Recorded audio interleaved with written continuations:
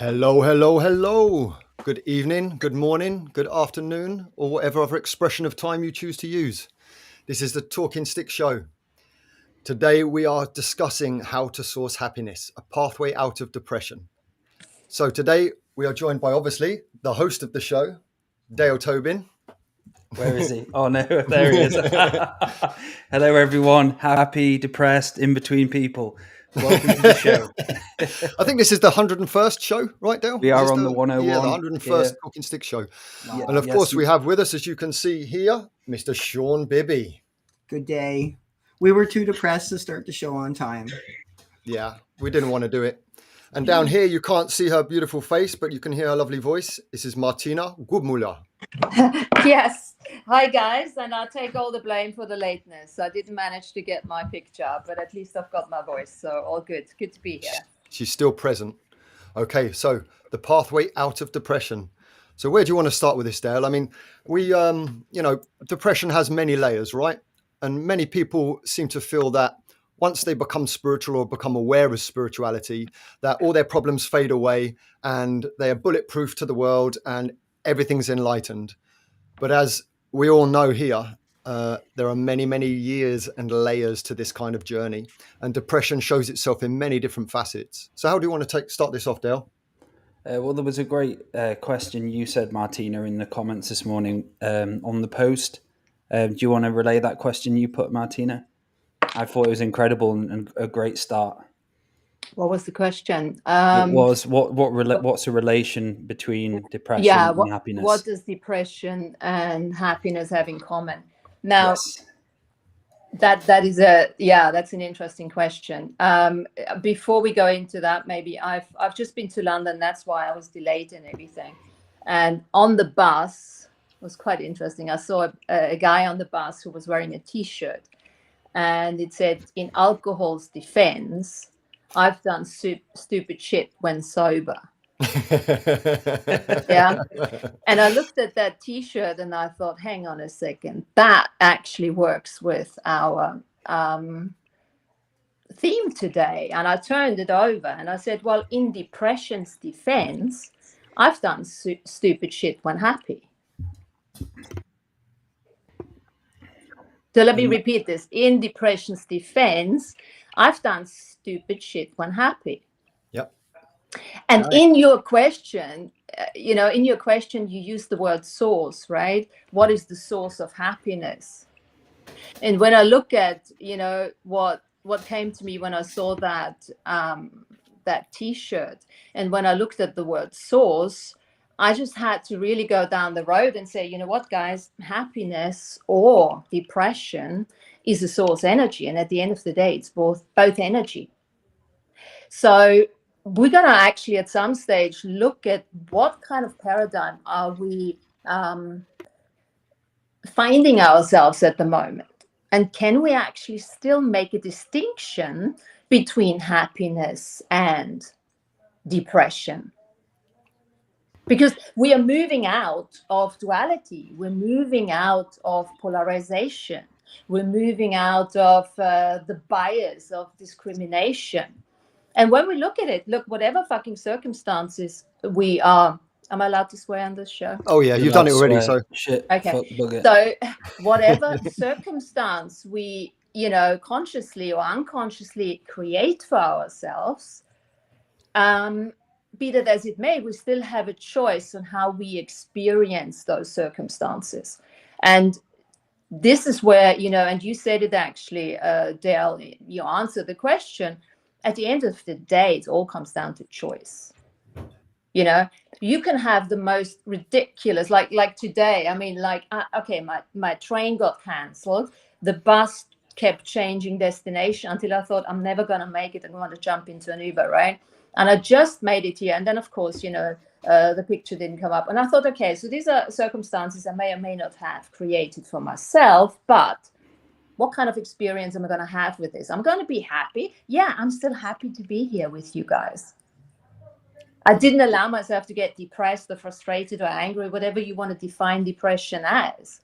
And I think as we're moving into this place where we're living as a soul rather than a limited human, we just can't go down this road anymore. This is depressive and this is happy, because the soul itself does not acknowledge unhappiness. The soul is joy, the soul is dance, the soul is movement. So what are we choosing?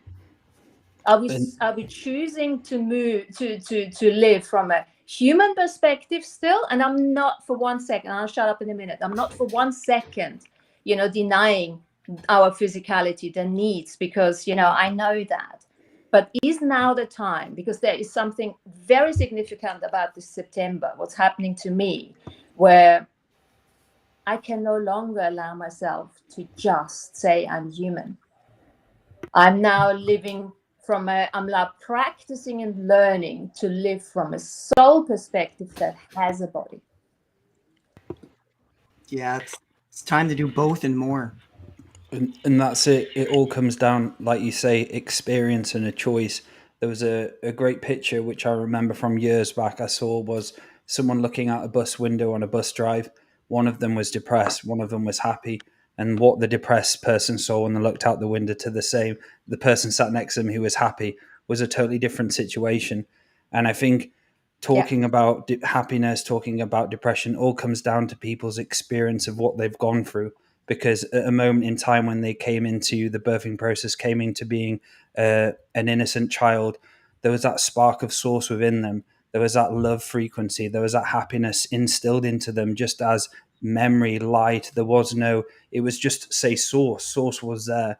But unfortunately, with the world we live in, the duality, non-duality, whatever you want to call it, we have trauma and we have darkness and we have things on this planet which want to stop us from growing.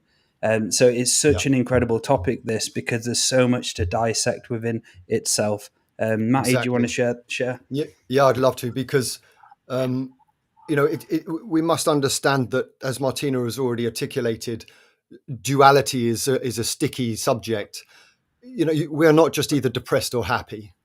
I can only speak for myself here, and that's that happiness is a fleeting thing, as is depression. And so I have moments of happiness, and there's times where I'm living my greatest life. There are times where I'm copacetic, and then there are times when, we reach a certain point where we uncover certain parts of ourselves. So we may be happy for a time because we've been through a certain experience, or we've been through a certain growth period, and then that growth period becomes, just assimilated into our experience. And then the next layer arises. This is something I've been going through the last few days myself, where depression came back, and but it just showed me the next layer. What have I not been looking at? And we can choose to either remain in depression, or to move on from it, to move through it, to move past it. And that again is a sticky thing, because you can't just deny depression and you can't just deny happiness. You have to investigate both from the sacred neutral perspective to see what is being presented. Now, that's not to say that there aren't people out there who are genuinely have happy lives, and other people who generally have real miserable, depressed lives. That's absolutely a reality. But for me, it seems that it is a cycle. And each, as you said, Dale, we have these traumas within us, and these traumas that, we can't just go all in and just heal straight away. Bang, I'm healed. It doesn't work that way. We heal certain elements of ourselves, we recalibrate, and then the next hidden deep trauma comes to reveal itself. And for me, depression is always a sign that there is a potential for a healing. I really like what you just said, Maty, with that continuous perpetual seeking, desiring happiness, because I'm a big fan of, with all the exploration of happiness, and because I take every word and look at the energy of it, and then I see how can I outcreate it. What is a better word to use that is conducive to where I'm going at the moment? And for me, the perpetual desire for happiness itself kills the access to our soul, as far as I'm concerned, because I'm almost at the stage where I'm saying happiness doesn't cut it for me anymore. because happiness is so misidentified and it has so many connotations and definitions and everything that doesn't allow me to access the joy of the soul. If I take happiness and I compare it to joy, if I look at the energy, happiness means nothing to me anymore because I have access to joy through my soul that is more and more coming to the forefront. Outstanding. And so we can talk about like false happiness as well, what people think is happy, but it's not. Sean, do you want to give some examples of like a false happiness where someone thinks they're happy and society tells you that they're happy and it should be a happy situation, but inside they're melting away? Yeah, I kind of like anything that's a fleeting moment. You know, sometimes we're just swiping the card a lot too, trying to buy happiness. And sometimes you can get a little glimmer out of those moments, but then they're gone and you don't really have a base foundation of happiness that you built up. That's just one example.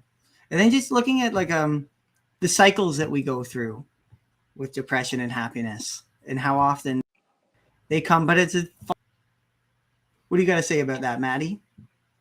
I think this is something that now you're asking me here to go into the depthness of my own personal self that I don't usually expose very often, but it is pertinent and potent to this conversation. To me, the last few days, I was questioning what even is happiness? Is it even real? And I was looking back on my life and I was thinking, have I ever actually been happy? Because I think we define happiness as a constant, continuous state, a healed state, nirvana, if you wish. I mean, if we want to start using these silly words, but that doesn't seem to be the case. I think sometimes, and this may seem a little bit pessimistic for myself, sometimes it is just an acceptance of the position that you're in and the ability to actually be where you are without judgment and just to say, do you know what? I won't let it destroy me. I may be up, I may be down, things may be okay, they may be not, but I'm okay here. Maybe that just goes to show that maybe I haven't experienced happiness in all of its, glory. There are moments, absolutely there are moments, but it's not that constant state. Therefore,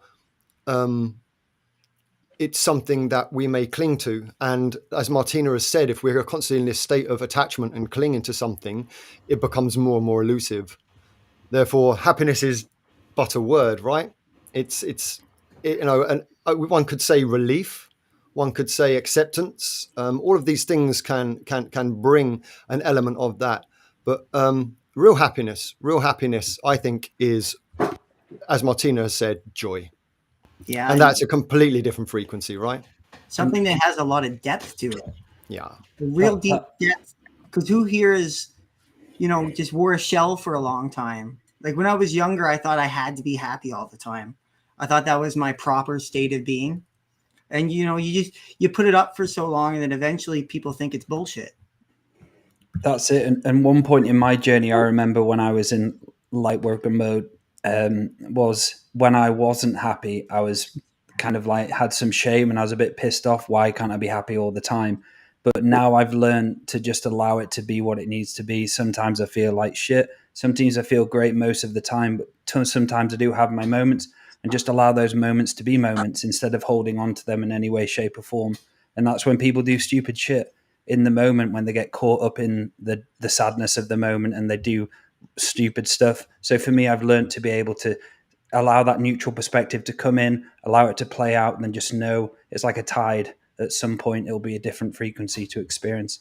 And I'd like to welcome as well, we have Andrew to the show. Hello, brother.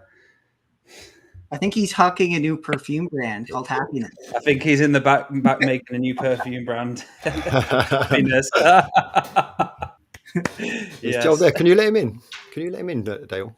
I thought, yeah, he's in. I think he's just having a few gremlin issues. It's Joel. Oh. Those naughty gremlins. Hello, Andrew. Well, he's getting in. Yeah, turn it off and on again. Something I'd like to add too is just we've all seen happy people and we've all seen depressed people, and it's a completely different state of being.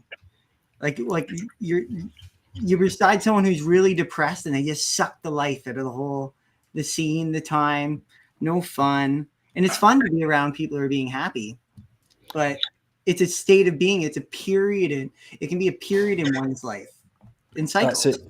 Perfectly put, Sean. And sometimes in sessions, or sometimes when I meet people where they're heavily depressed, there's a heaviness after the energy as well, which I have to remove within myself.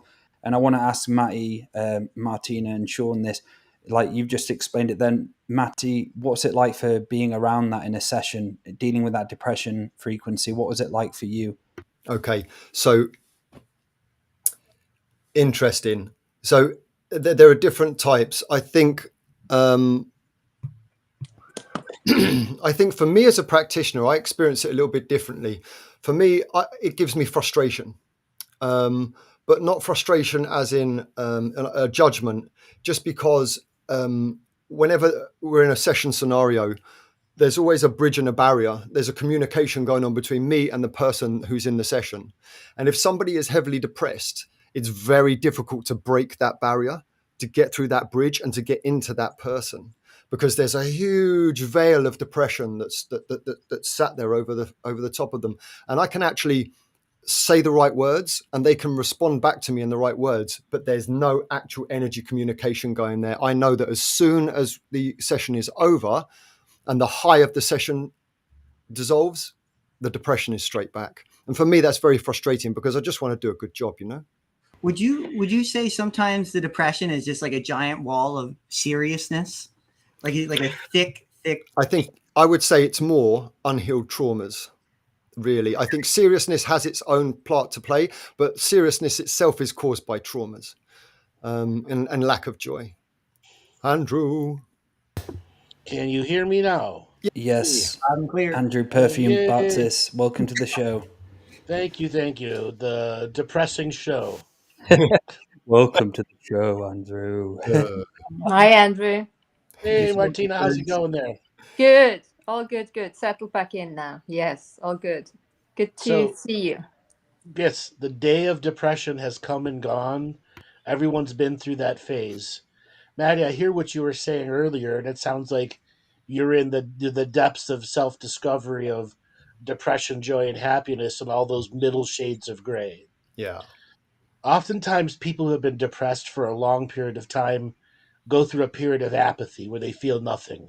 Yeah. And that's what it takes to heal the internal self, to start feeling again out of choice. And when you start feeling it out of choice, there's naturally the worry that something's going to persecute you, put you down, remove you from the situation, which creates a paranoia energy about just doing anything, which creates a difficulty for people to be out. When people have become hermits for such long periods of time, they lose those unique social skills that we all need to survive in the public and not look like an idiot whenever we go room to room or place to place. And people are like, there's what the hell's wrong with this person? He can't communicate with a single person. Yeah. Okay? He's almost feral. Yeah. Okay, that's what a lot of people recovering from depression are like when they want to start socializing again. And then they go back into the hermitage, they're hermits, and they go back into depression. It's a vicious cycle over and over again, but one that can only be faced with the journey of internal self-healing, self-mastery, self-neutrality, and all those little things that include the self first. Well said. Dealing with that. Sorry, Martina, go ahead. I just wanted to add something to this, because there is and it's equally for the saints, depression or happiness. If we look at the two energies, there is a doing attached to it. So when I speak to somebody, who is depressed, I'd say first I'd point out that he is doing something. So it is a certain behavior. So I would ask, so how are you doing depression? Just to get him out of this identified state of I am depressed. You're not depressed. You're just doing the behavior of depression. And it's the same. You're doing the behavior of happiness, of being happy. And as soon as you dissociate the person from the I am identity, the person can look at it from a completely different perspective. And then what seems to happen is that the person has a more of a possibility to surrender into a different state, surrender into a state of joy. And I think innately we are all geared, from a soul perspective, to appreciate, to experience joy. But the joy energy, if you look at the joy energy, it doesn't have a doing. It is an innate capacity that we all have. So it doesn't matter how messed up the person is, how depressed the person is, the soul still knows the energy of joy somewhere deep down there. And it's not a doing. So we need to get the people out of the doing mode, which is the old paradigm of hard work, hardship, do. And, give them an opportunity to look at what is it. Can I be happy or joyful if I'm just being? That takes that stressfulness out of the people and allows them to remember that actually, from a soul perspective, being is something innately what they have learned and they could remember doing again. Sure, but what you're describing is somebody who's already advanced enough into spirit to go to that. Yeah. And a lot of people who have no experience with spirit and depression default to ego's choices, not the learned person's choice. And what you described was the beautiful journey for somebody who's already experienced depression and gotten out of it. But for those people who have never gotten out of it before, it's challenging for them to make that leap of faith into the surrendering of joy. They just can't do it for themselves. Yeah. And I appreciate them. That I appreciate what you're saying, Andrew. And this is why you asked them the question: how are you doing depression? That's not an advanced Exactly. question. That's not advanced. That's a very isn't, simple question. but the wisdom to learn it is. Yeah. And that's Sure. the challenge. So many of the new people into psycho-spiritual personal evolution, identity is important, but at the same time, we get lost in the story of identity and we learn nothing from ourselves. So there has to be the grounding process of doing the internal questioning as what you're about, and then understanding the nature of those answers and how in depth that answer can be if you study your own answer, which is what you're describing, Martina, truly knowing what that answer means to the greater you. Exactly. Yeah. And as I was listening to you guys there, I was trying to define depression, and I was, part of it was coming across as well. It's like repetition without illumination. However, when you have gone through the many cycles and you begin to figure out how to get yourself out of depression in a cyclical cycle, actually depression is very illuminating, right? So we're probably dealing Yes. with many different types of depression here, not just one cookie cutter type. Yes. So, And absolutely, when I think of depression, I'm actually visualizing like a spring, and that spring is just down and it's cocked and loaded and it's fully depressed, and that's full stored potential at that point. That's just waiting to heal those traumas, and then, back up the joy. And it's just, how often does that happen? Does it take 5 years, 3 years? Do you do it Does every it take a car accident to suck the spring through your butthole? Yeah, you're like, Blink, So- gone. Okay, because depression. There are many people who can clear the depression in one hearty laugh at a stupid joke. Okay, it can clear it for 5 hours or 5 minutes, but it does work.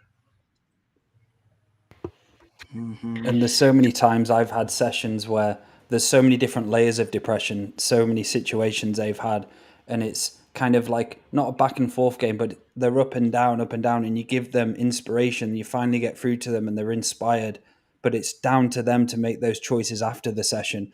And this is what I always see. Majority of people are inspired afterwards, then they fall back into depression a week later. It's a cycle of you as a person making a choice to change your reality and looking into those areas where the depression came from, because when you are depressed, that depression came from somewhere, and you've got to be responsible to look back at that person where you allowed that depression in, and you have to start healing that person as well. And that's something what greatly helped me when I had forms of depression. I had to go back to that person when I started being depressed, and I start having to change that bit by bit. And at the end of the day, depression is a low frequency. It's where there's not enough light admitting out of you. And it's how you can have higher energies of, say, wisdom or source within you. But I completely agree. it's hard sometimes. There are people I treat and afterwards they go straight depression again and they just give up on themselves. So there's so many different layers here. Well, Judith has made a comment, which is wonderful. The trauma becomes their identity. And this is when trauma becomes very advanced and people hold on to it as their own badge of honor. This is who I actually am. And, in those cases, that's when things get really bad. I mean, for me, when depression comes, it is a case of looking at it and listening to, where's the truth? Where's it coming from? There's always a source. But when you assimilate it like that, that's when things get scary. Yeah, I mean, we've all come across people who hold their traumas as their identity, right? Yeah, which identity is profiting from this long depression? I think part of the problem with depression is that it is almost an inculcated noun. It's a bit like, think of a mixer. When you make a smoothie, right? You take that bowl and you throw in all the different fruits and the yogurt and the milk and everything, and by the time the smoothie is done, you actually no longer know what are the ingredients is. And then we call it, here's your depression smoothie, right? So it's very difficult when people throw all these different traumas and different definitions and identities into the mixer. And the way to take it apart is really digging deeply down before they can surrender to anything, to really start identifying, how did you make that depression smoothie? What are the various ingredients? So what does depression mean to you? And then they come up with, it means anger, it means, frustration, whatever, sadness. It could be anything. But just by helping them to really take it apart, they start getting a new perspective, because depression is no longer the big black woohoo in the room. It becomes something more tangible they can actually look at. Well, also, it goes a step further than that, Martina. Wouldn't you agree that for many people, depression actually begins to give them a dopamine release? I've experienced this myself in the past, where the depression and being in depression allows one to shirk off the responsibility of the healing. Therefore, you actually get a dopamine release to actually, sit in the depression. I actually know many people who will put on sad music or get into a sad state, cry, think about depression, and get a hit from it. Absolutely. It fuels victimhood, no doubt.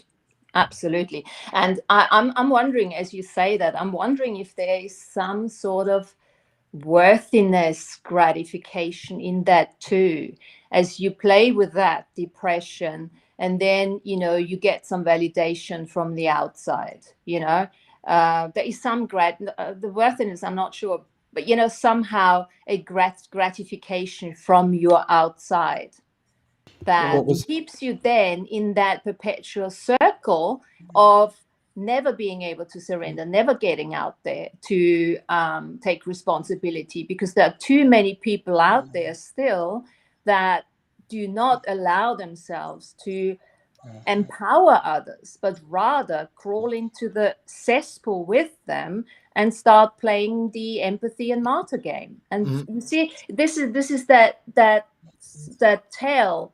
The cat eating its own tail in a way. So it's not just the depressed person themselves that is in that vicious circle. It's the toxicity around them. They want to be friends, and in reality, they are not friends. They are just adding to the bloody misery. Yeah, they're the chunky stuff in the smoothie.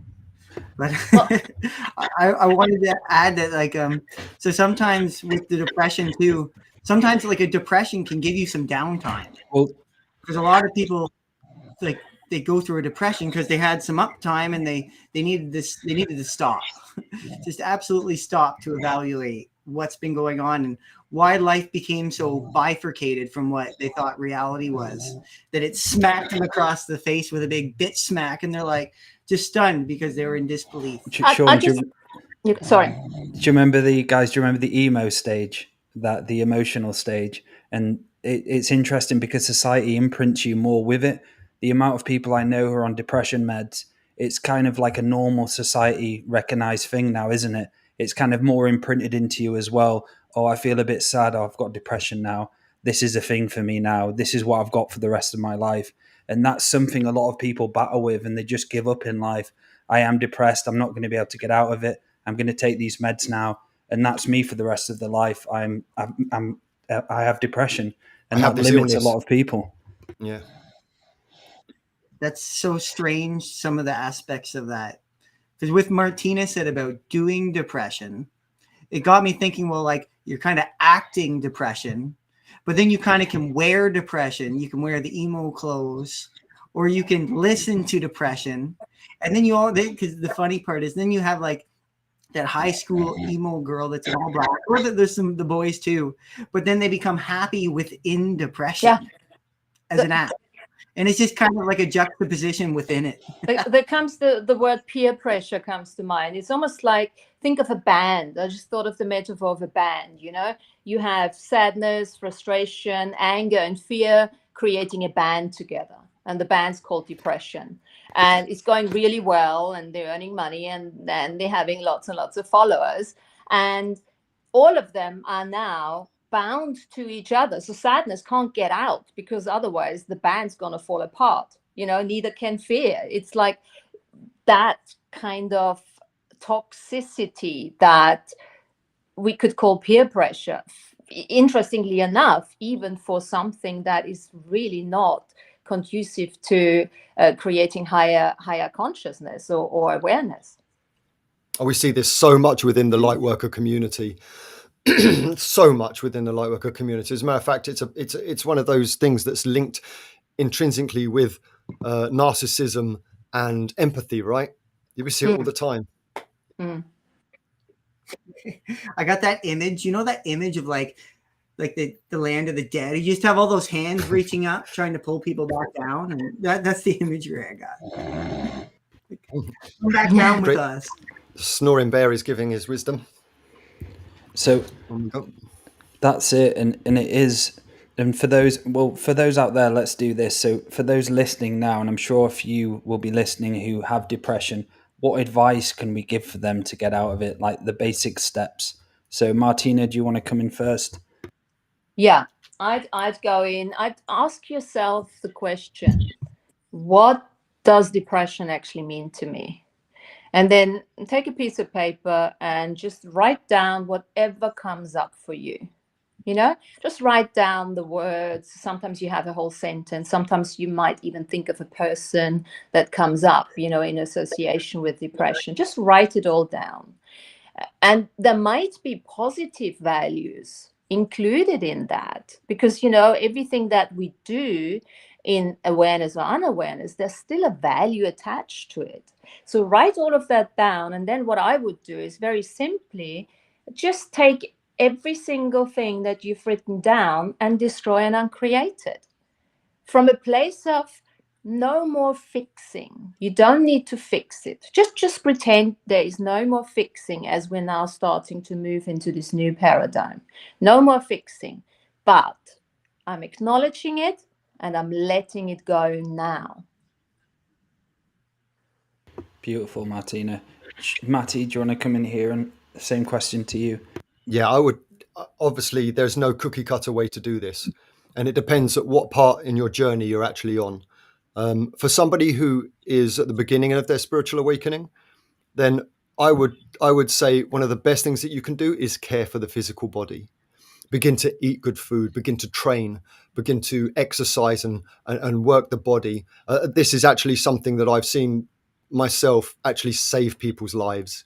It gives them that motivation. And once the body becomes motivated and healthy, or even just a fraction of it, and you get those natural endorphins that are released from exercise and some correct diet, it's enough to bring people just on that edge that takes them from practically suicidal to, do you know what, I think I might be able to do this.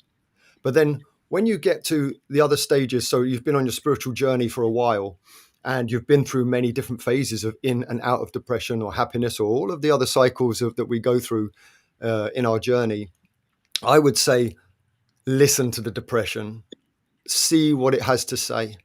you would have learned the skills of neutrality by this point, and you will have been able to step back and just observe and listen to the depression. What does it want from you? What's it trying to say? What are its limitations? What is it trying to stop you from achieving? And as long as you don't, and this is the difficult part, and this is from real personal experience, as long as you don't validate it or agree with it, there will be wisdom there. Incredible, Matty. And Sean? Yeah, advanced depression for advanced practitioners. It is good getting the blood moving in the veins again. But it's tough. It kind of depends, like Maddie said, about there's no one cookie cutter way, because what kind of depressed is the person? Does the person know that they're oppressed, or they come in saying, I am depressed, everything sucks, I'm super depressed, all I ever talk about is my depression? So what I'm going to do, kind of as is like by an example, I'm going to try to make them laugh. I'm going to do something silly and stupid and not take myself so seriously, and hopefully try to get a little laugh out of them. And then I'm going to try to bring them back to their past a little bit, but not the past they keep thinking about, but to something like, hey, like, do you remember playing that game when we were little? Like, did you have those little games you used to play? Like the playground games, just some sort of spark of memory that's not so hazy and thick and dense, just so they can remember what fun can be like. That's just kind of like, I'm just trying to share that experience with them so they can start to feel that again. And there's so many ways to go about when someone's wallowing. And the body absolutely is a part of it, right, Sean? Because someone who is in depression can't physically care for themselves properly, because it's such a struggle to get through each moment to moment, each day to day to day. And as the body begins to decrease, then so does the ability to heal. They lose all the factories that create more energy. It's like the coffers have run dry. It can even change the way the soul kind of sits in the body. I've seen it in psychic surgery where the spine is just in a different way because they've suppressed so much of themselves and they're not actually bringing who they are into the body. They've been depressed for so long. Me personally would recommend for those listening out there in the beginning, spiritual hygiene is going to be so important. Making sure the area you are living in is clear all the time. Because when you're in that depression mode, when you're always woe is me mode, your house is really going to be really dense and you're going to be waking up into that dense environment all times. So learning how to use spiritual hygiene, clearing yourself with sage, salt bath, stuff like that does help. And it helped me a hell of a lot, be able to just neutralize what was needed in that moment so I can then start charting or doing what I need to do to plan to get out of that depression. So spiritual hygiene, very important. Andrew, I want to bring you in here. Are you there? Yeah, I'm here. Yeah. So there's a particular journey that comes with people who have been depressed for long periods of time. The woe is me takes over. The complain bag takes over. And they become narcissistic with their own depression. That is at the bottom of the barrel of depression. Now, we've seen those on our shows, and our variety of shows that we've had. And unfortunately, we have a large population of adults who fit that bill, between 40 and 70 right now. Matt, you and I have talked about it.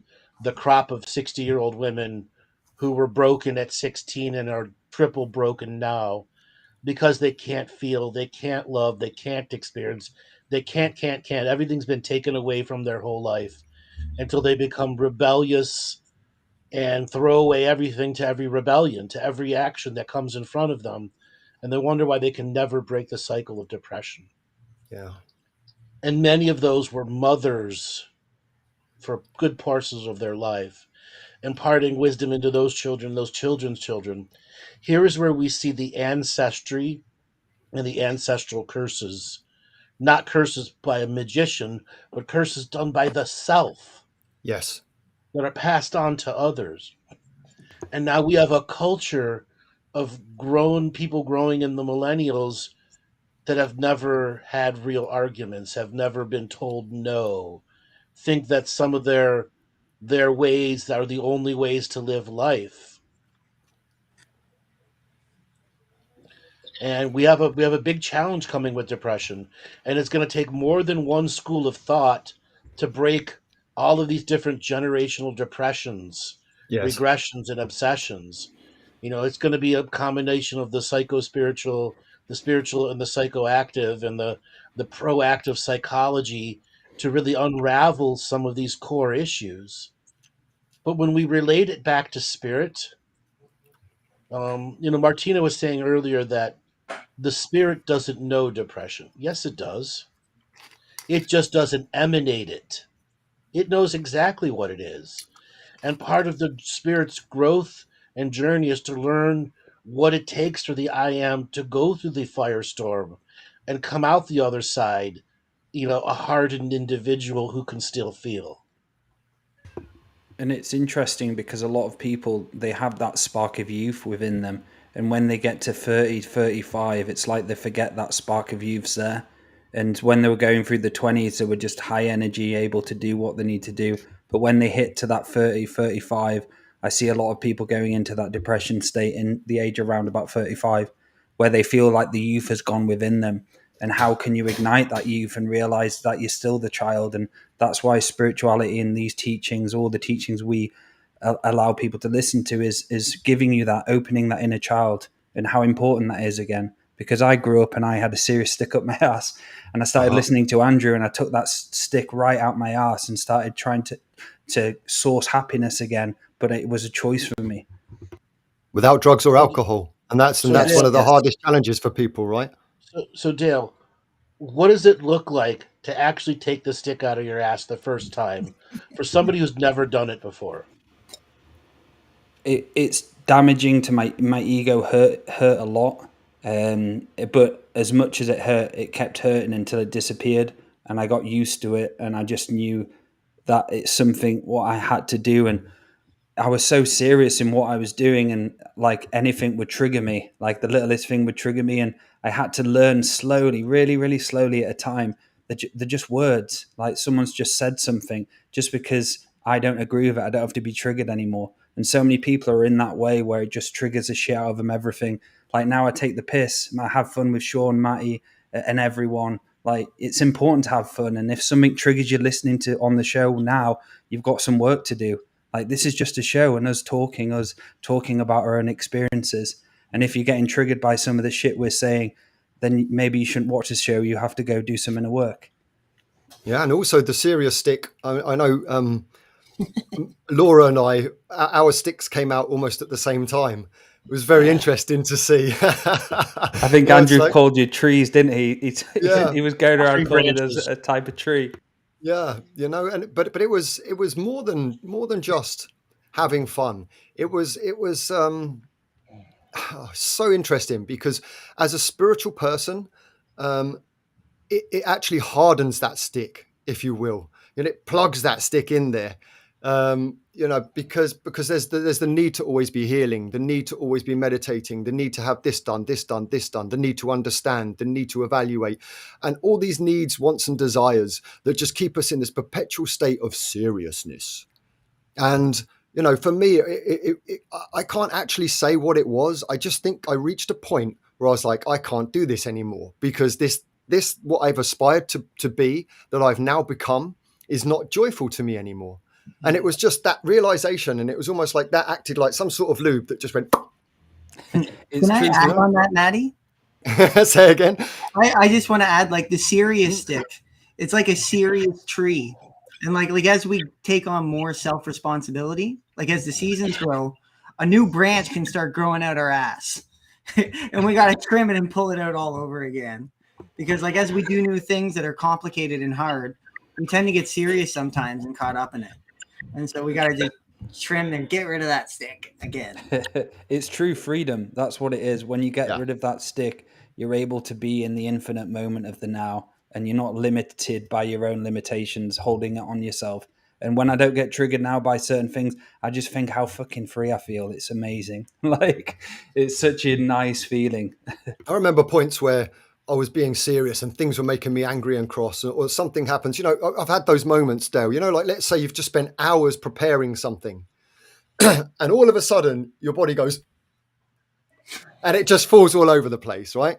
And instead of getting angry, it's so fucking ridiculous that all you can do is laugh. And in that moment, rather than go, oh, for God's sake, you just go, that in that moment, all of that energy is just. That reminds me of a story. So I was doing a huge write-up on Facebook to do this post, and I forgot to do it in Word first, and it took me fucking ages, like an hour of going back, writing it, quite a bit stressed writing it. All of a sudden I went to post it and it timed out and deleted. And I remember I was like, it was like a movie, like I'm now left with a choice. And all I did was I laughed and I just went, fuck it, fuck you. And I walked away and was just giggling away. When I think about that, I think about just like setting up dominoes. Like, all the times when you're playing with dominoes and then it just falls over before you're done. Exactly that. And so what then, or someone else goes in, and like starts laughing. Martina, so the dominoes of depression. Yes. So it does work that way. You flip over one thing and you could be undepressed for 10 minutes. But it's those dominoes that flip back up that give you the middle finger. Mm-hmm. The ornery ones that only want to enforce their way is the only way. Indeed. Well, this is again where choice comes in, isn't it? Where you have to choose in a continuous way. Whatever pops up, you got to choose to acknowledge it and then to let it go again. I suppose this is the way back to simplicity, flexibility, laughter. And taking things not so serious. And when we talk about this stick here, the way I perceive this stick is the abuse that we have been through, not just in this lifetime, but over, eons of time, that just turned inwards.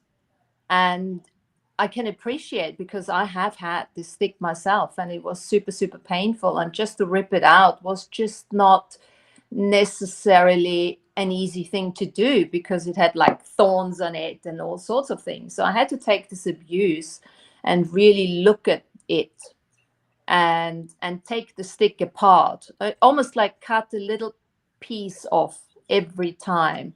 And there were different ways of doing that. I mean, I worked a lot with learnings, because that's something that has always been important to me, to work with my pattern recognition, and that included everything. It included the tears, it included the laughter, it included the simplicity of letting that thing that was not really mine.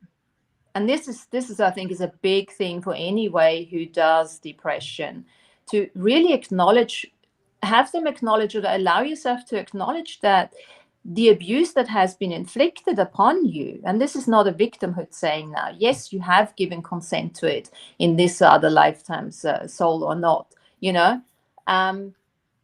what if none of that is actually yours? A lot of that abuse that we have taken inwards and created the stick for is actually part of the psychic perception that we innately all have.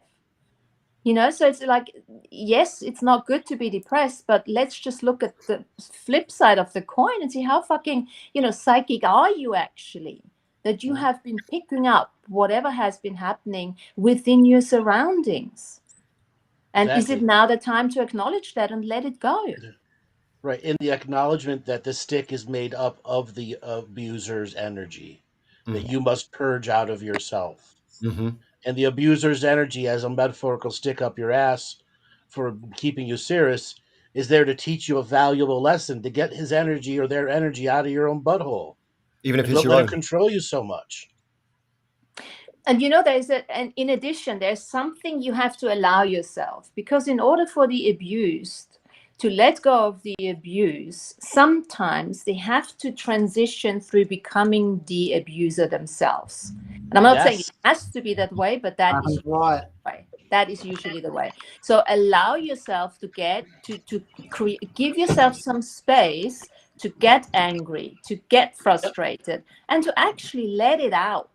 Because from a perspective of, you have been holding that so long within, and everyone around you in your signature frequency circle will have to take it or not. And it is their karma. So everything is karmic resolution. Right. And how often have you heard like someone say like, "Oh shit, I became my mother," or "Oh shit, Yeah. and like, I think we that's all someone share else's that psychic shit. in some way, or father. Or when you get a partner, look at their parents and be like, And also, look at yourself. If you have a partner, you go through stages as we outcreate our definitions and identities all the time. I remember my partner of 25 years. He's been my mom, he's been my dad, he's been my grandfather. It's like, whoa, who you are today is just amazing. How that works, and equally so on the opposite, you do the same for them.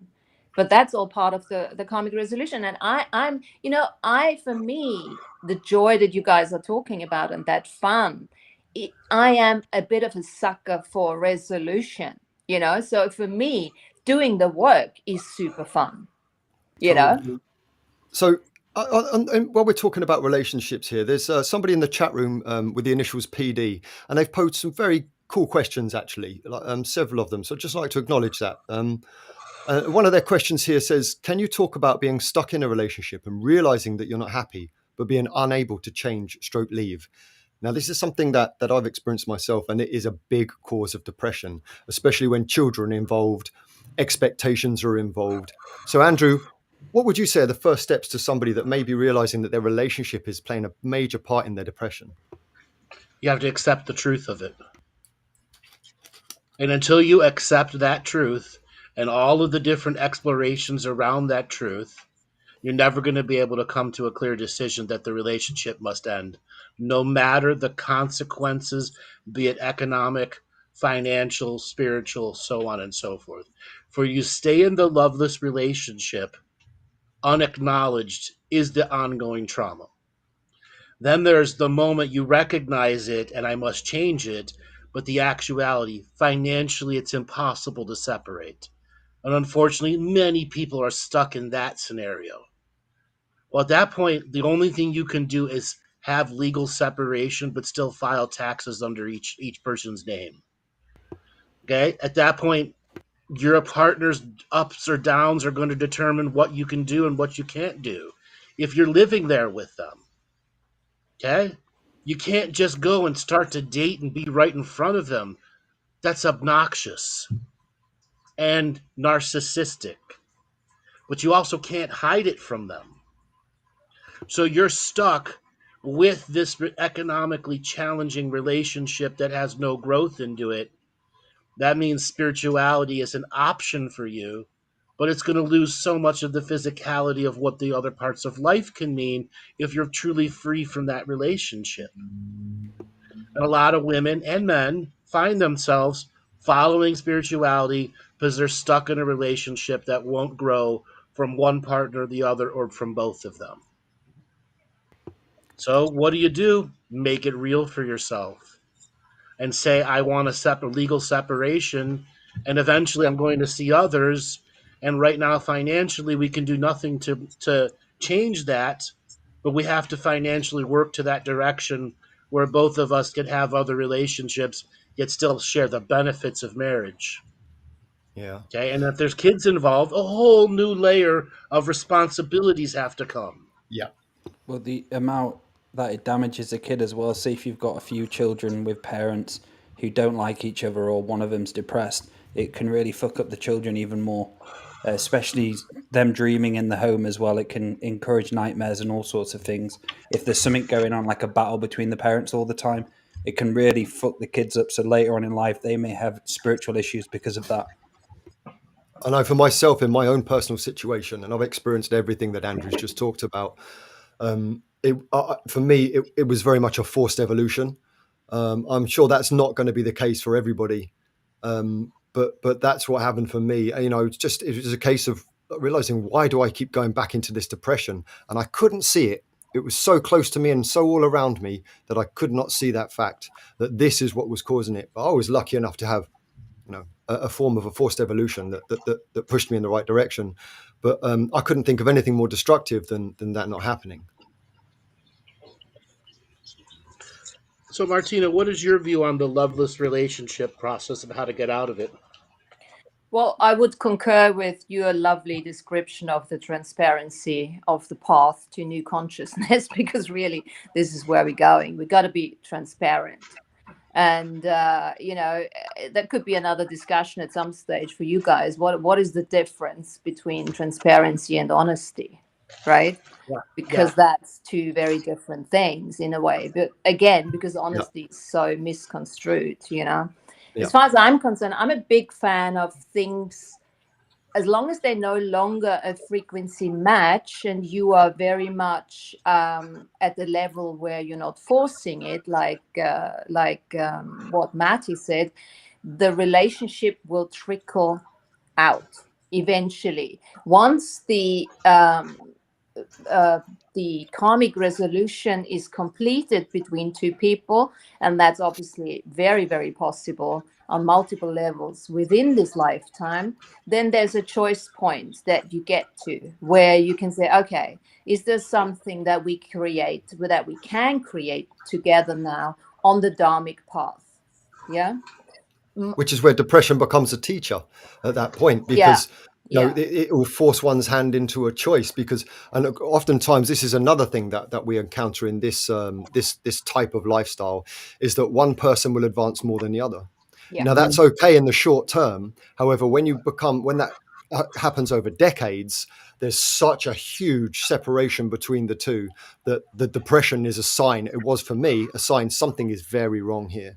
Yeah. Yeah, I think you got to really be very aware. Am I still on the karmic path? Am I still forcing the idea of learning a lesson here? Or am I actually on the dharmic path? And if you're on the dharmic path within a relationship, then at that level, you have already had an awareness that you have to redefine what relationship actually means to you on the basis of what your soul mission is, right? Yeah. And that's my experience. And when I look at that, what is it that I actually want to create in this lifetime? What is important to me in a romantic relationship? And what sort of contribution am I getting from that partner? And again, I can only speak for myself here. The problem probably I've ever had, because it did not serve me, to be honest, very well in many, many ways from a very young age onwards, that I've always worked on a soul level. I see the potential in people.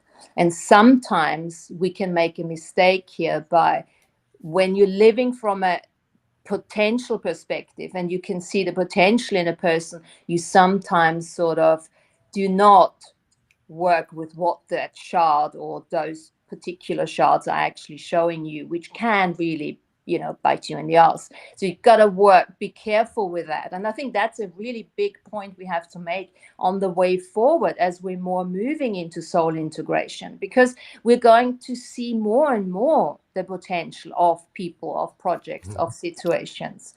And I think from that perspective, boundaries take on a completely different meaning. We got to look at boundaries no longer from a protection perspective, because the oneness is starting to prevail. And I hope I'm not sounding like one of your light worker business, but I am starting to literally perceive and emanate that, with, I don't know, with the dreams and everything that's coming through for me. And I'm learning to practice to do this love work, because I always came from the empowerment business, and that's a very different. Empowerment itself is still the fixer. And part of the abuse that I have personally inflicted onto others, obviously on a totally subconscious level, was trying to fix them because I can see the potential, Yes. So yes. I'm really using my pattern recognition now. How can I reinvest it into what I actually want to create within a community, because I now know this is what I need to do. So I have no idea where we started with all of this, but I think it's more to just saying it's yes or no. It's really starting to look at, okay, which path am I on? What does relationship really mean to me? What do I want to create in this world? Is this partner a contribution? And it could be many, many contributions which do not fit into the relationship profile that you've had until now. You used a very interesting word, Martina, at the beginning of that piece there, and that was romance. And this is something that Dale and I have been discussing just today. And for me, in hindsight, romance was the sign, because romance is it's a verb. It's something that you do, but it's not something that you can force, is it? It's a joy in a relationship. It's something that's given and given back, and for me that was the big thing that I've learned was really missing and should have been that signpost that something was going wrong. Romance. Love that. A romantic, intimate relationship. I mean, that deserves a show, guys. Yes, because it's so misunderstood. And it really, again, when you look at, you can have a intimate relationship with a flower, or a romantic relationship even. Yeah. And this is why this whole thing is getting so distorted and so difficult to really put a bias on anything nowadays, because our awareness are being heightened so much that everything becomes, whoa, this is no longer what do I really need romance? And well, yes, it's nice and everything, but does it fit into my mission? Or am I just using it as an excuse? It's just like, whoa. Or am I getting romance? I mean, I'm intimately connected with you guys now, which is almost a romance for me, So find out for yourself, what is romance? I'm having, romance with 4 guys here and Joel on the back. Well, hey, how did you get that, right? So I want to add to this. So lately there has been a few things where I've been needing to increase the romance within my life and my relationship. I had a conversation with Maty today about it. I had a long conversation with Andrew about it a few days ago. And just from me putting in that extra effort of being the romancer, making the effort, I saw a lot about myself I didn't want to look at. I saw a lot about myself what doesn't make the effort in that way. And I kind of just gave in to the programs, or gave into that, where I don't make romance as part of a choice each week, as part of my process of being in a relationship. And the experience of romance is incredible. And I was limiting myself because I wasn't opening up my feminine side enough to be able to do that. And it taught me a lot about myself. And I'm like, oh shit, this shit's quite easy actually. But I was so stubborn in a way that I wasn't really giving that romance each week a chance. And I really highly recommend romance in a relationship, because it blossoms, like how close me and Gabrielle have been the last few days because of that. So it's not all doom and gloom. It's not all your relationship's shit. You need to get out of it. You're depressed. It might just be the fact that you need to start roses in the bath, or you need to give them a massage, or just something where you have a loving connection again. And if that loving connection is not there, now you know the truth. Now you know you need to leave. So give it a go. Don't just give up on it, or just have some ideology that you need to get out the relationship. Actually make the effort. Abuse is different, obviously, but actually make the effort to do something with them, something where you can both bond together again. Genuine romance. And you'll know if it's reciprocated, you're onto a winner. If it's not reciprocated, So Dapper Dale came out, huh? Yeah. Mr. Lova. We were talking Dapper. What's Dale. your name, romance boy? Now, in this modern society where masculine and feminine cultures have become toxic to each other, that's all the programming and engineering. Being a man and romancing a woman is very difficult nowadays compared to what it was 5 years ago, 10 years ago.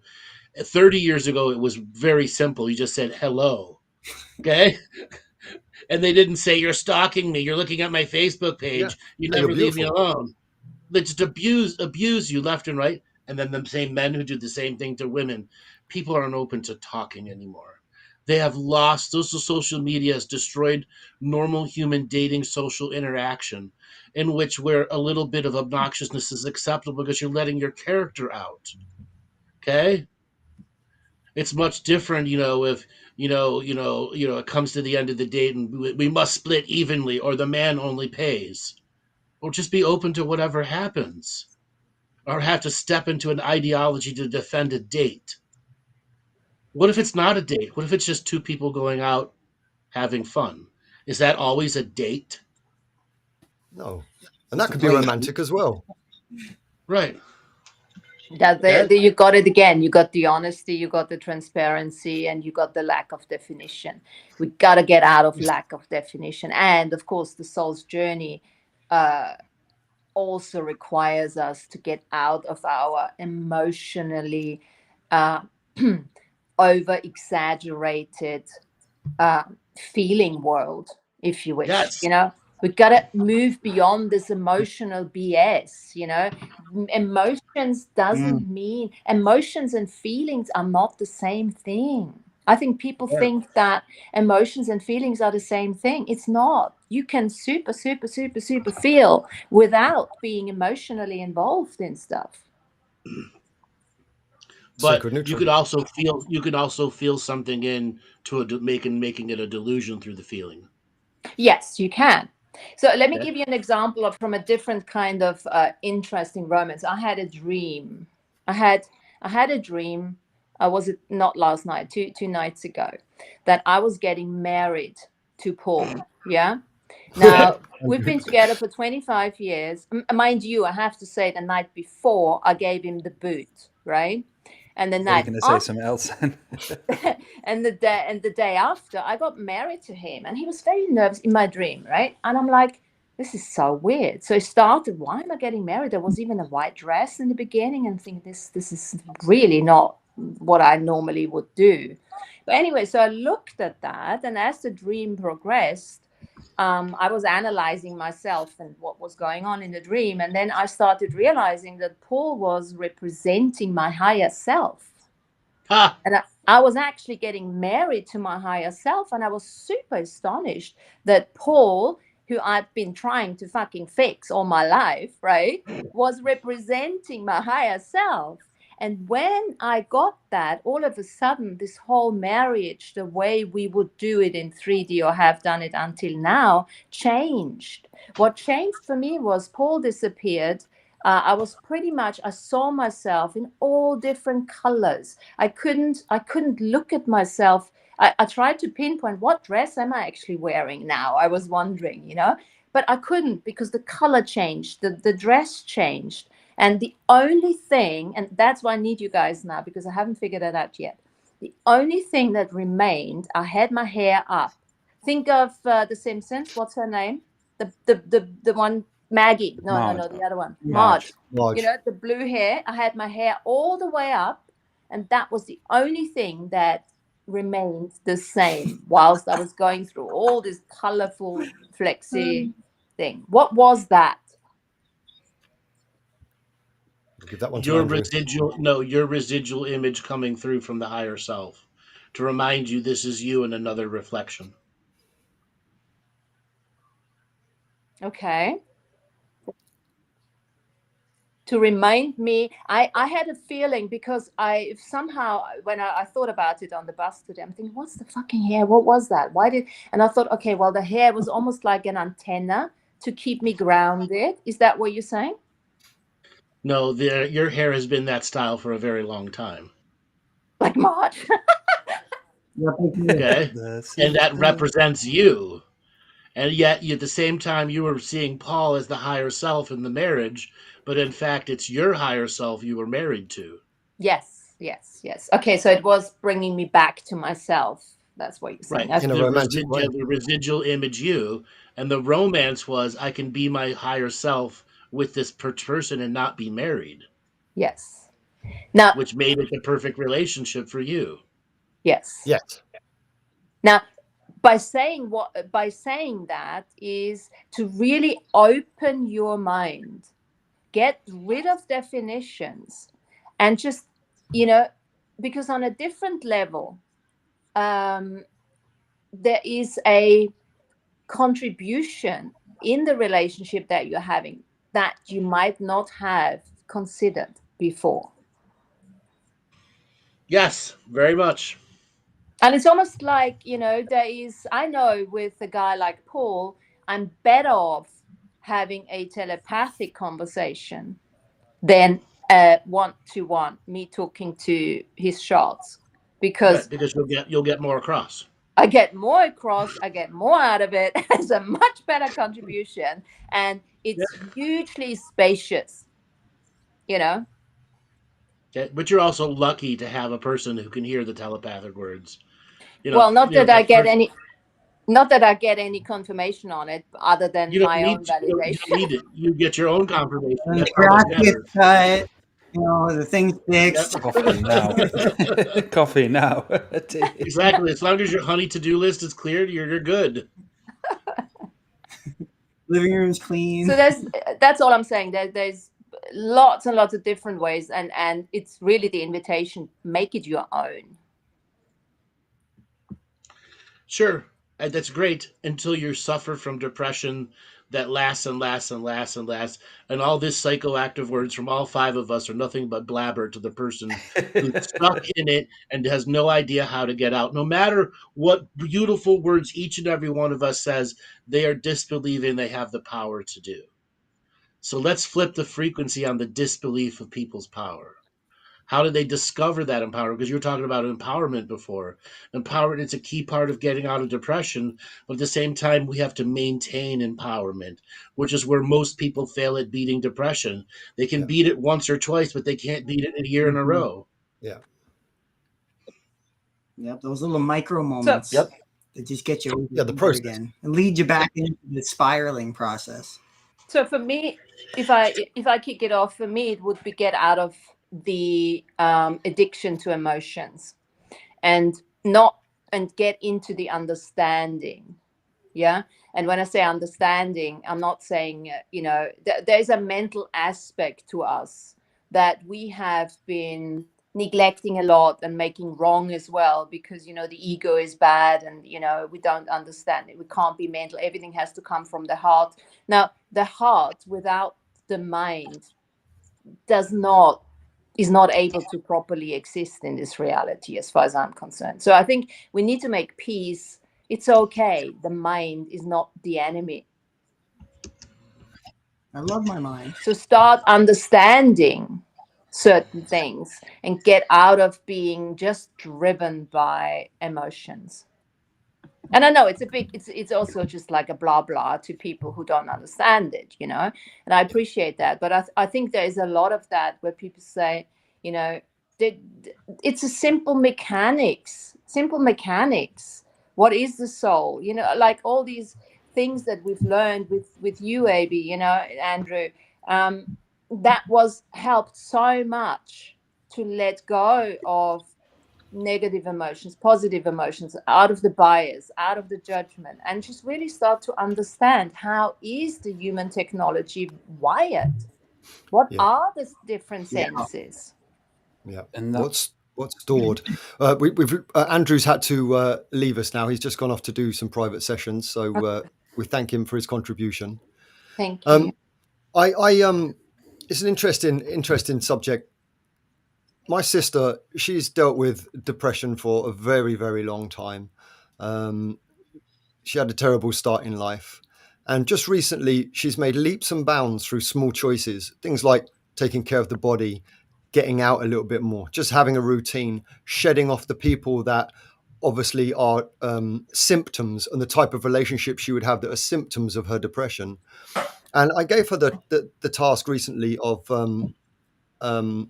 revisiting. And when I say sister, this is not like a blood sister. Okay, this is like an adopted sister. So revisiting the abuse that was put on her by her parents, by her mother, and this was very harsh psychological abuse. And she found herself. I said, just sit down, light a candle or something, create a gentle space, and speak out loud what happened to you. Just start somewhere, anything that comes up. And she said that within a few words, it was pure rage and absolute uncontrollable desperation that came up, and she had to stop because she got physically sick. So that just shows that the depression has a root in trauma, and it always has a root in trauma. There was I was about to say it with Andrew on. It reminded me when I think it was about 7 months ago, Andrew messaged me and said, "Can you come into a session?" So I went into the session, and there was a lady there, and she basically she was going to kill herself. I'm not going to mention any names, and she was planning on doing it and would have done it if we didn't have the session. But that session, it was me and Andrew going back and forth with her, me doing psychic surgery, trying to open her up. I have never seen something so hard in my fucking life. Yes. It gave me a realization that we can't fix everyone. And there are some certain people out there who will never listen to you, who are just wanting to be on that journey, and there's nothing they're going to do. So I've seen so many different sides and shades to depression, to the worst of the worst. And after the session, I felt a bit down because I was like, I couldn't help her in any way, shape or form. She could not see anything but her own shit, even though we were giving her this, giving her that, doing treatments on her. She left the session with probably about 5% inspiration. And that's rare. This is a rare, very, very rare session. So I've seen from one side to the next side. Then you get the next step, which is demons, attachments. So when you've got someone who's severely depressed and been depressed for a long time, a lot of the times they have something attached to them, something's what's feeding off their depression as well. So you have to be aware of many different things when you're in that zone. Looking into your unseen world, if there's something out there which you get mind whispers, you get suicidal thoughts and stuff like that, there's something in your environment you have to be aware of. And at first you have to potentially battle with it, but battle in a way that you find love again. Battle in a way you find source connection again, and battle in a way that you give up the battle so you're allowed to just be yourself again. And so many people give up, and you see these people killing themselves, and they've got a suicide demon in there whispering them all the time, kill yourself, and they just give up. And it takes effort, dedication to get yourself out of those states. Being in that real nasty, nasty state, it takes graft. Years and years of leading up, effort. And Maty, I know you've got a lot to say about this. Do you want to add to it? Yeah, I absolutely would. For somebody that's in that kind of position, what you've got to recognize is the patterns here. So you will go through states of intense depression, and then there'll be an alleviation of this said depression. You'll begin to make a little bit of movement, a little bit of happiness, so to speak, just something. And then it will come, build, and then back into depression and suicidal thoughts. And that is a feeding scenario. That's when literally some form of entity, we can use the word demon, but there are many other types of feeding entities that will siphon that energy from you, that despair, all of that negative energy, and then leave you to build up some light and then come back again. And in these types of scenarios, I mean, it's to be absolutely honest, you need help. You need outside help. And it doesn't have to be a shaman like us. It doesn't have to be a healer like us. It can be a counselor. It can be something else. But if you don't have the self-trusting tools, if you don't practice spiritual hygiene, even the most basic parts, then this situation will continue. And it's a dire situation. It really is. And unfortunately, it's going to take you years to get out of that situation. The haunting is something very different. That can be contained or at least reduced through certain meditative practices and what us guys here do as a profession. We can very much remove those things from you temporarily, but it will come back if you don't actually begin to practice the self-mastery for yourself. There's a lot I could say about this, but it's dodgy territory. Let's just say that there is hope. It just requires somebody who is so disempowered to try and generate more power than they've ever had in their life. It's a very big ask, But there are other people out there that once you remove those external sources, whoosh. Yep, and after that long journey, that becomes the body has been so worn down throughout that whole process, and it's going to be a huge rehabilitation process to the body. So the counselors are super important. even if it's an AAA group or some addictions group, something that you can get for free for anyone out there. And, the first hump is getting over the pride. Like, I'm not going to those groups, yada, yada. But those are free opportunities for people out there, because usually the resources are a bit low once you get in this scenario. But then rebuilding the body is the long haul journey, little by little.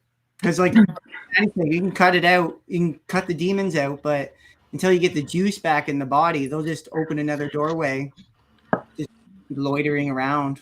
And we've had one recently, right, Dale, where it actually wanted to just fight us. It was like, do you know what? I actually fancy going toe to toe with Maty and Dale. Let's see how this happens. Let's see what happens here. It was a Wild West story, which should be into a like film. We fucked him up. Yeah. I'd like to add something to that from an empowerment perspective. And again, what we said early on, from an understanding perspective, because when we talk about demons, it goes into a realm where lots of people get lost, as you say, Maty. There's not just one. There's not just, you can call it a demon. Any kind of energy, any entity or external source is an energy that has been defined at some stage and sort of attached to your identification. And the demons are probably a harsher and more ancient, because they have probably been with you, not just in this lifetime, but and more ancient, coming from other lifetimes as well. Now, from an empowerment perspective, what I usually do when I do that work, I explain to the person that at some stage they have used that demon, that entity, for a positive purpose at the time, so that it was a choice they have made, because let's say they were in an abuse situation and they needed additional energy in that sort of forceful way to help them, right? And now, as they have contracted the demon, let's say demon, to their life, they have now the choice or the power just as much to disconnect, to no longer contract out with that demon. So it's again, giving the client, the person, the understanding that there's nothing mystical, there's nothing wacky. It's an energy that you have defined. It has helped you before. It's now turned, against you. So it's time to sack the demon. And I can help you doing that. Let's do it together. But without your permission, I can do fuck all. And that's it, Matt. Sack the demon. Sorry, Matt. No, you go ahead, bro. Once you sack the demon, you can no longer rely on them anymore for their bidding, whatever they were taken care of. And it becomes full self-reliance from that point. Yeah. He's gone. If you want to cut the cord. This is why it is so difficult for people to let go of their entities, because they have become friends almost. They have become this toxic kind of relationship. They kept each other in this perpetual sort of negativity, codependency. Yeah, codependency, that's the word. Thank you, Matt. And there's even those like scenarios of where, say, someone's got a demon attached to them or demon working with them. Just something simple as getting a job and building your life up to be a human can be something to defeat the demon. And I've had this in the past. I've had ghosts and stuff around me a long time ago, and I got a job. I built myself up. I became a human and I defeated these fuckers. I didn't get any other help myself, but it was just about how can you take those steps to be a grounded human. And if you don't have a job and you're listening and you can work and you don't have any money, it's time to start earning money. It's time to start being responsible for yourself, because these demons go around neighborhoods looking for people who are always at home, always on Facebook, depressed, don't want to work, don't feel like they're good enough to work. Those are prime targets for them. So if you're listening and you don't have work, but you can work, my advice, because I've been depressed, I got back into work, I built myself up, I started getting savings, and it completely changed me. And sometimes I know it's shit. You might think the system is against you. I don't want to get a low paid job, but sometimes you have to suck it up. Like Andrew says, suck it up, buttercup. And you have to just keep going and going and going until you've got money behind you and you can do more healings and so on. And this is where the enlightenment trap gets people. because they're going to say, oh, money is evil. I don't want to work for the system. I don't want to have a passport. I don't want to vote and have all this. I mean, voting something I don't do, but you know, I'm just using that as an example. You know, and this is where the enlightenment trap comes in, because actually you can use the system itself to be empowered. I know that's a funny concept for people, but you can actually use the system to be empowered. What is it that's keeping you down? What is it that has a boot on your head, keeping you under the water? I bet it's you. There's something Andrew said, what was it, the last show on the Adventures into Reality about the system? One of the best ways to defeat the system is know that you're free, and know that you're free within the system. And that's what they don't want you to realize. Everyone is free. And it's about how you can feel free within a system of control, to not allow it to have the restraints. When Andrew said that, I got goosebumps because I didn't think of it like that. Tacit how consent. Simple it was. Grandmaster of the obvious. We are the system. Yeah. We are the system. Like, we're creating the system. It's part of our integrated hardware. Yes. And if it's constantly the enemy, we constantly get cornholed. So, like, let's just shift out of that. And then, of course, we got to flip the coin, guys. Sorry, but I'm the only female in here. We got to flip the coin, right? We got to add the gratitude journey, you know? And I think it's sometimes when you're really in dire straits, just finding a tiny, tiny, tiny something. And even if it's, you know, having a pen to write with, you know, I'm grateful for that. Because the antidote to any energy that we have defined as negative, without defining it as anything else other than that, is higher love and gratitude. Or a cat, right, Sean?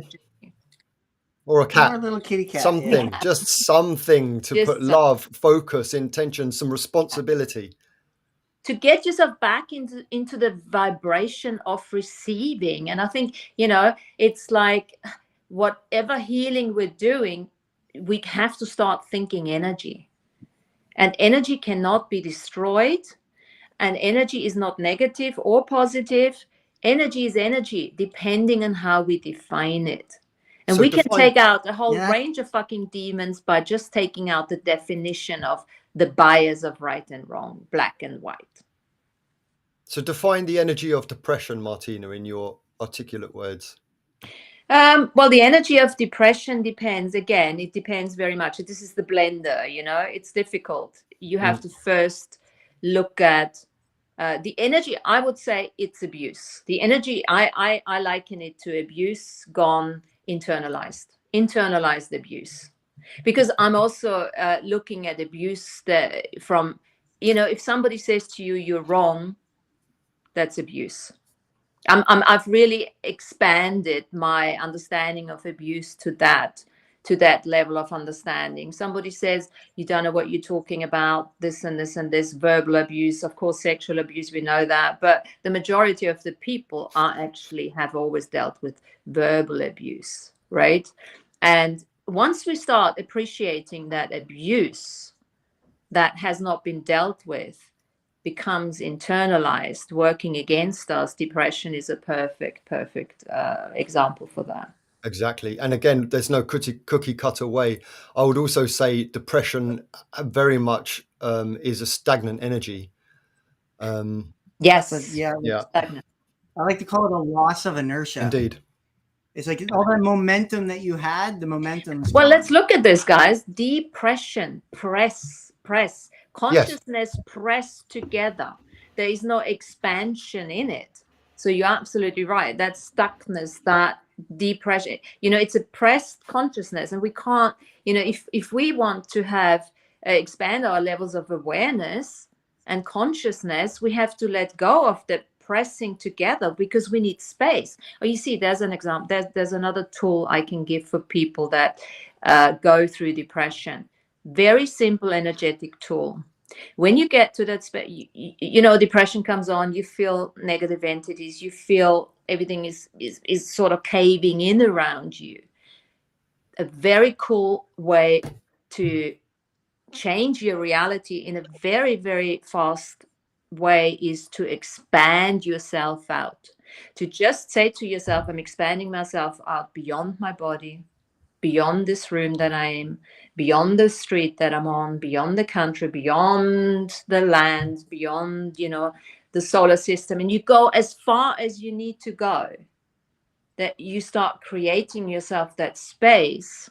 And from that space, interestingly enough, you cannot hold on to any negative thoughts, because you become almost, I don't have to call it a soul state, but you leave the limitation of the body, you leave the limitation of the limited human, and you become expanded.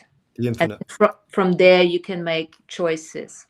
Now, if there are any people out there who obviously are in such depression that is unattainable to you, another great way you can do is alchemization with the fire. This is something that doesn't actually require that. I mean, let's face it, Dale, right? Many of us, we have a right and a wrong way to do ceremony. Many people talk about this, the opening, the closing, the middle, all of this, right? This is all something that as shamans, preparation depicts execution. So there's always a beauty way to do this. However, having said that, even if you don't have the courage and the discipline to be able to actually come up with those prayers, sit your ass in front of a fire and allow the depression into the fire. Just cool. even if it means facilitating the depression and actually empathizing with the depression, just allow it to come out, let it say its piece into the fire. You'll be so surprised at how much alchemization can happen there. You just need, people that are in this kind of depression, sometimes you just need day by day to chip away a small layer of it to expose the next teaching to you. But it's a big ask. It really is. We're getting into some really powerful concepts here, because the nature of fire is expansive and upwards, and depression energy is downwards and inwards. So literally, when you just sit in front of that fire, it's sharing with you that expansive up and outwards energy. And I want to get a little like science nerdy here for a little bit too, because you did earlier at the very beginning of the show, you noted the color blackness, Maty. But literally, the color black is literally absorbing every color. So black word's bringing everything down and in. And the color white is reflecting every color of the rainbow or illuminating it. So you can just put those colors together. So like depression is a black energy that sucks everything in. Just everything in. And white is that energy that's reflecting everything, or complete illumination. And it's just like, so fire is illumination or reflection, and black is just depression, is just sucking everything down and in. And how long are you becoming dense? It's just creating density. And that's where we get into real trouble as human beings. Like I was talking about my beautiful sister there, because so much had been, and I think I have faith in her. She can make it. I know she can. But there are many people that I see that, like Dale just said with the lady he was talking about there, where you open that doorway a little bit and so much comes out that it's completely overwhelming. And if you're in that situation, unfortunately, probably nothing we've talked about is actually going to help you. And this is where you really need to go and see somebody properly, to actually go and see a professional that deals with this kind of stuff.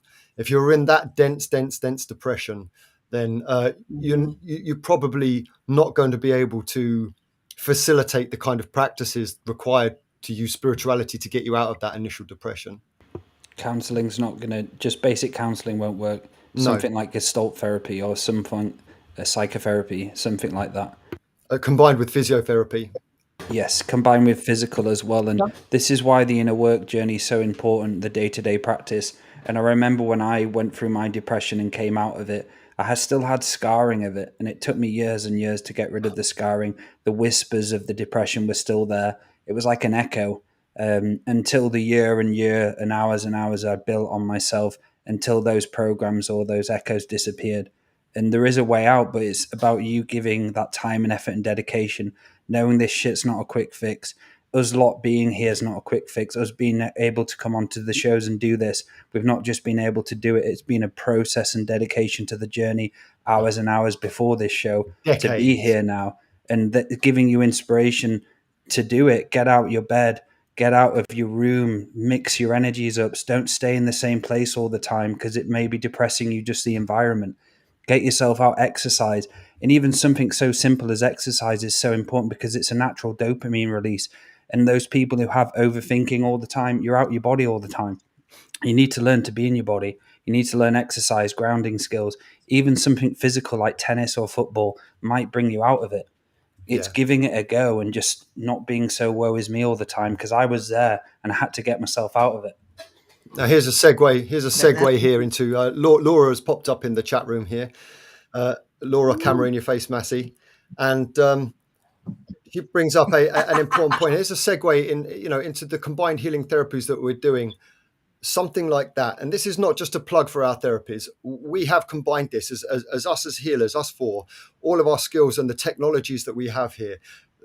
What it does is it's able to attack the programs themselves and the causes at so many different places. So it hits it at one direction, the body will react to it. Then we hit it from another reaction. The body will try to react to that. We hit it again and again and again and again until it cannot any longer actually fight the process of healing that's going on.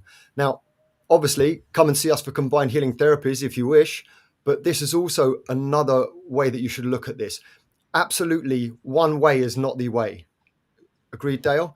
You have 100%. to come from multiple different directions. It's the only way if somebody who's in severe depression is going to get out of it. One counseling session isn't going to do. Spirituality isn't going to do it. Just prayer isn't going to do it. You need a combination of many different modalities to come from as many different angles as you can to just chip away. And those people who just meditate every day, it's working against you. It really is. The amount of times that people come see me and what practice you do, I meditate every day. And majority of the time it works against them. It just becomes they're meditating in their own mess. And it's just they're never getting anywhere. And this is why Andrew talks about having such different journeys like guided meditation, salt baths, hyperbarics. All of those different combinations in different aspects are going to grow you. Don't get stuck in your own way. Don't do guided meditation every day because you're going to be out of your body all the time. You're going to be so learnt to be out there. And the amount of people who come to workshops and I see them and they lay down, they go out the body straight away. And it's not about that. It's about how you can learn to master the technology of being in the body, but you can still travel into another universes being in the body. And we get that aspect of leaving, going somewhere. But this is the task, guys. This is our journey here, the experience, being in the body, being courageous, everyone helping each other out, you listening to the show and finding inspiration from all these beautiful people presenting it today. And we as healers, we are very, very good at what we do. And the thing is, people that will just come to us as healers and say, heal me, heal me, heal me, heal me. Even as good as we are, if you're not willing to act, if you're not willing to actually take responsibility for your healing, then there's nothing we can do. It's like flogging a dead horse, right? It's not going to get up and run. I'm not being negative here and I'm not telling people off. It's just that honestly, that is the thing that blocks most people. And this is the danger with depression, is that it stops you from being able to have that energy to get up and do that. Those first steps are the hardest steps, but they're the most important steps. And each and every step after that will take you towards wherever it is that you need to go. But you have to do it yourself in combination with the people that are helping you. That is a huge rites of passage. Whenever someone takes self-responsibility for all their actions. And for everybody listening, like the healing that these guys are doing, the integrated healing that they're doing, just literally calms those passageways. Decades of healing, Sean. Decades of healing. Decades of like programs of healing, because we literally have, if you can imagine inside your brain and your body right now, every neuron going off, and imagine it like every neuron being like a pebble in the pond. And each pebble in the pond is creating that ripple effect.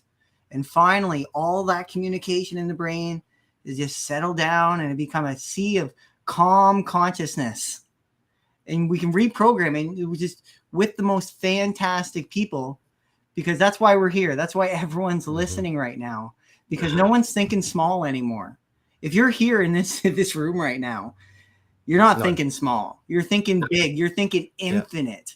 And it's the time to reprogram the whole neural program, the body, the skin suit, to be infinite, right from the bottom up, and just completely defeat those programs. Well said.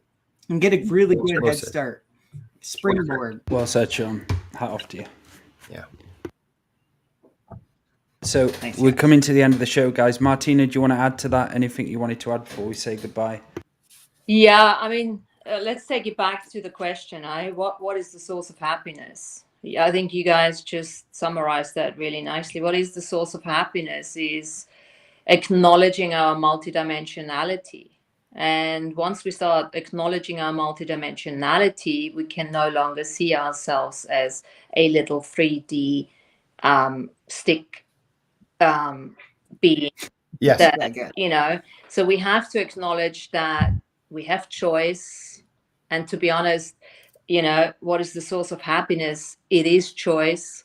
And choice is such a big concept, because we have not been taught what choice is, how to choose. And also, you know, acknowledging that you're a free will being. And that is all part of that. So the source of happiness would be acknowledging you are a being of choice, you're a being of being, and you're a being of free will. Oh, Beautiful, Martina. Beautifully put. So I'd like to just say thank you for all of the incredible hosts, Martina, Sean, Maty, and Andrew. What a fun show, guys. yeah. Thank you. Thanks for having me, guys. That was fun. And if we can just go around and just how can people get a hold of you? And Sean, we'll start with you and what's going on with you. All right. So my healthcare practice is getting off the ground, and it's going to be open in a couple of weeks, actually. But you can get a hold of me at myinfinitehealth.ca. And for all you guys out there, .ca means Canada.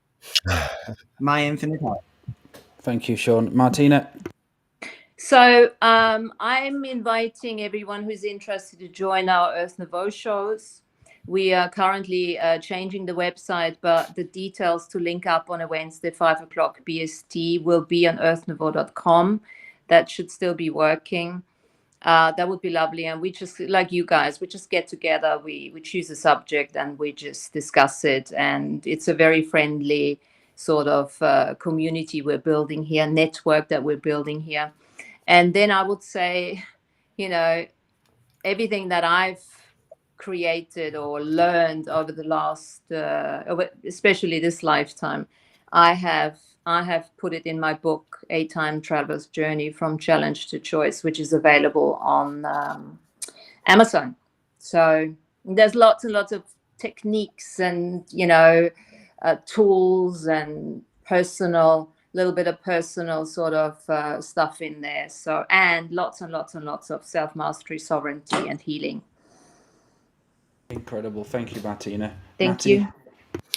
Okay, guys. So you can see what I do at twofeathersmedicine.com. You click on my name. I am a psychic surgeon, psychic healer. You can book a session with me there. There's a link to email me to book a private session. There are also some light language shorts on there, which are powerful tools that will, you know, really help you along that journey, to be combined with all the other work that you do. There is one on there for depression. They're about 5 minutes long, and all you simply need to do is listen to them. There are lots of other subject matters on there as well, so go ahead and look at that. Also have a limited amount of spaces for mentorship programming as well.